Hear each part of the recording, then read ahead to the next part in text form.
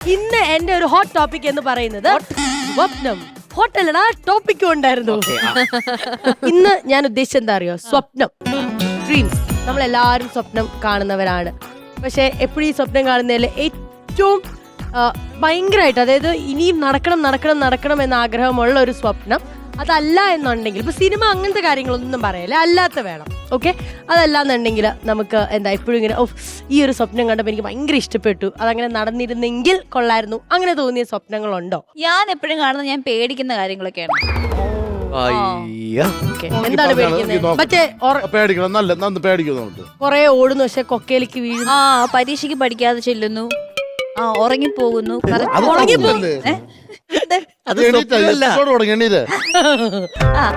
സ്വപ്നങ്ങൾ അല്ല, ഞാൻ പൊതുവെ കാണാറ് ഈ പറഞ്ഞ പോലെ നമുക്ക് ഉള്ളിൽ ഭയമുള്ള കാര്യങ്ങളാണ് സ്വപ്നമായിട്ട് ഞാൻ കാണുന്നത്.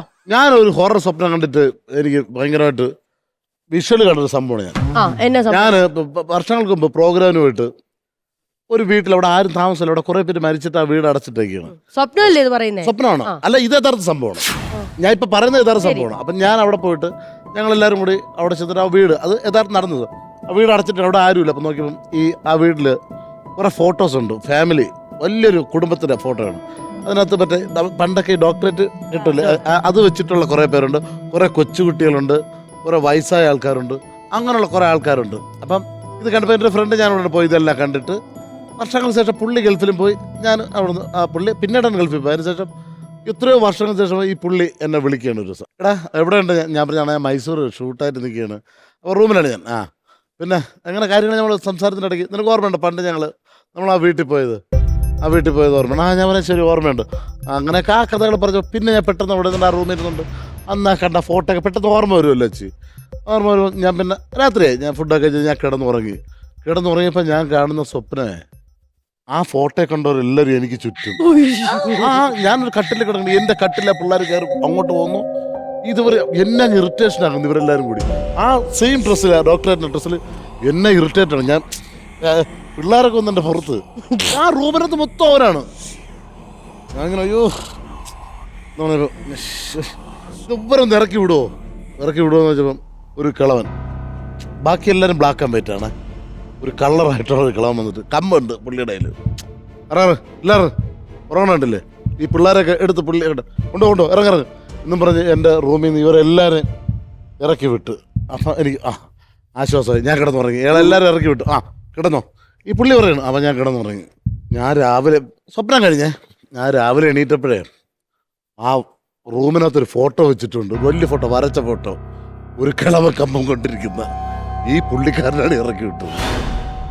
ഞാൻ പിന്നെ ആ റൂം മാറി കളഞ്ഞ്. അപ്പോഴേ സംഭവം അറിയാമോ, ഇത് പ്രേതം ഉണ്ടായിരുന്നു. ആ കിളവ് ഇപ്പോഴാണ് എൻ്റെ കൂടെ ഉണ്ട്. പുള്ളിയാണ് ഇപ്പൊ ബാക്ക് വഴി പോയി.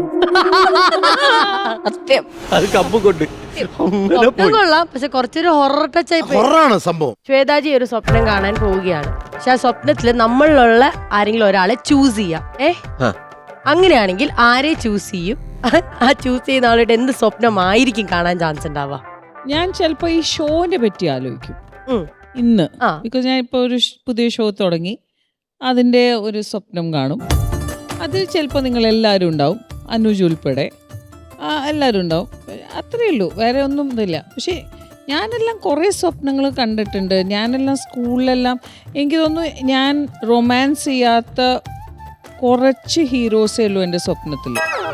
ബാക്കി എല്ലാവരും റൊമാൻസ്, എല്ലാവരും പ്രേമിച്ചിട്ടുണ്ട്, കല്യാണം കഴിക്കാനുള്ള പൂതി ഉണ്ടായിട്ടുണ്ട്, എല്ലാം ഉണ്ടായിട്ടുണ്ട്. I M A hard core romantic person.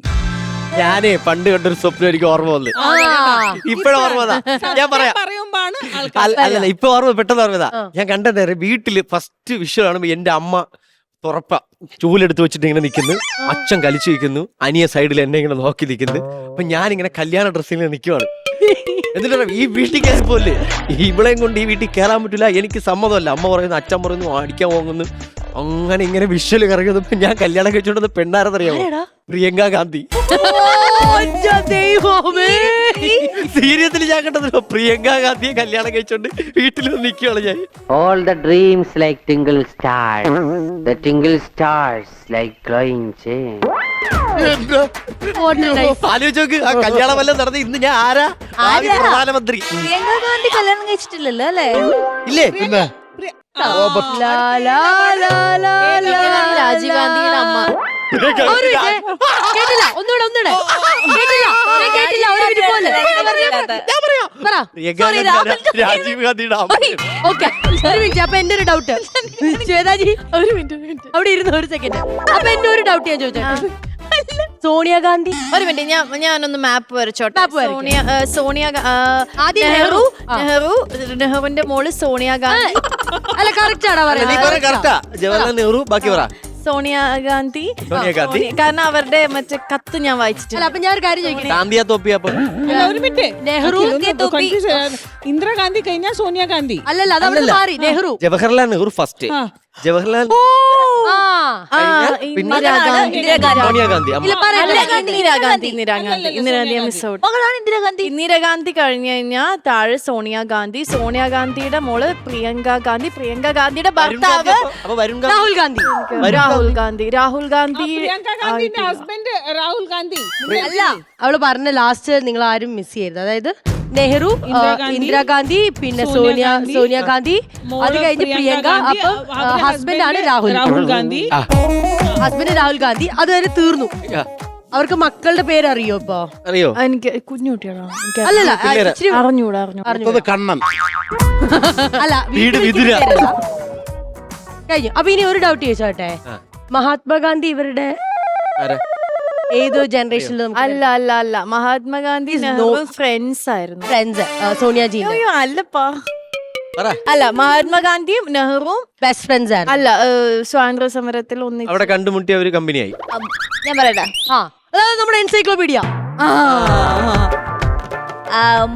മഹാത്മാഗാന്ധിയുടെ മാനസപുത്രൻ ഫിറോസ് ഗാന്ധിയെ ഇന്ദിരാഗാന്ധി കല്യാണം കഴിച്ചപ്പോഴത്തേക്കാണ് ഗാന്ധി കുടുംബമായി മാറിയത്. യെസ് അല്ലേ? ആരെങ്കിലും കൺഫേം ചെയ്യത്? കറക്റ്റാ. Once upon a time. ആരുടെ പുത്രൻ? മൂത്തപുത്രൻ. കാസർഗോഡ് നിന്ന് ഇങ്ങോട്ട് വന്നതല്ല. മൂത്തപുത്രൻ ഒന്നിട്ട് പറ. അയ്യോ, ആരുടെ പുത്രൻ? മാനസപുത്രൻ. ഒരു മിനിറ്റ്. ആരുടെ മാനസപുത്രൻ? മഹാത്മാഗാന്ധിയുടെ. അപ്പോഴേ ഈ ചോദ്യത്തോടെ നിങ്ങൾ ഉത്തരം കൊടുത്തേ പറ്റും. നീ കൊടുത്തില്ലെങ്കിൽ ചാനൽ കൊടുക്കണം. ആരാ കരംചന്ദ് ഗാന്ധി? കരംചന്ദ് ഗാന്ധി ഗാന്ധിജിയുടെ അച്ഛൻ അല്ലേ? ആണ് ആ ആണ്. അതും കറക്റ്റ് ആണ്. അപ്പൊ ആരാ പുത്ലിഫായി? വൈഫ് ഏ? വൈഫല്ലേ? എല്ലാരും അറിയാലോ നിനക്ക്. ഇവരെല്ലാരും എന്റെ സ്വപ്നത്തിൽ വന്നു പോയിട്ടുണ്ട്. ഓ എന്തായിരുന്നു ആ സ്വപ്നം? എന്തായിരുന്നു എന്ന് പറയാവടാ. ഇവരെല്ലാവരും ഈ സ്വാതന്ത്ര്യ സമര അതില് നീ ഉണ്ടായിരുന്നു. ദണ്ഡി യാത്ര ഇവളും ഉണ്ടായിരുന്നു. ശരി, എന്നിട്ട് എങ്ങനെയാ നിങ്ങള് പോയത്? എനിക്ക് അങ്ങനെ ഇതില്ല, കണക്ഷൻ ഇല്ല. എന്റെ ഇന്ന് സ്വാതന്ത്ര്യ സമരമാണെങ്കിൽ നാളെ വേറൊരു സമരം. ഇന്ന് നിങ്ങൾ പോർബന്തറിലാണെങ്കിൽ നാളെ നിങ്ങൾ ഈ സ്പോർട്ടിലാണെങ്കിൽ പിന്നെ നിങ്ങൾ കാസർഗോഡ്. ഇന്ന് വാഗൺ ട്രാജഡി, നാളെ തിരുവനന്തപുരത്ത് ഓണാഘോഷം. അങ്ങനെയുള്ള മിക്സ് ഇതാണ്. അത് കഴിഞ്ഞിട്ട് ഇതിന്റെ അവസാനം ഫോർട്ട് കൊച്ചിയിൽ സാന്താക്ലോസിനെ കത്തിക്കും. ഉപ്പ് സത്യാഗ്രഹം കഴിഞ്ഞാൽ പിറ്റേന്ന് ഫിലിം ഫെയർ അവാർഡ്. എനിക്ക് എത്രയോ കാര്യങ്ങൾ അറിയില്ലാന്ന് സത്യം മനസ്സിലാവണത്. അപ്പൊ ഞാൻ അതിന്റെ ഷോക്കിലാണ്. അലിന തീഹാർ ജയിലിൽ സ്ഥലം ഉണ്ടാവും. ശ്രീവിദ്യ എന്തായാലും ഒരു കൊണ്ടുപോകാൻ സാധ്യത. എനിക്ക് കണ്ണൂര് മതി. പോവാ എളുപ്പം. ഉച്ചയ്ക്ക് വീട്ടിൽ പോയി ഉണ്ടാകും. അല്ലെന്നാ പേടിക്കണ്ട. നീ കല്യാണം കഴിച്ചു പോകുന്ന രാഹുലിന്റെ വീട്ടിന്റെ ഓപ്പോസിറ്റ് ആണ് വനിതാ ജയിൽ. അതെ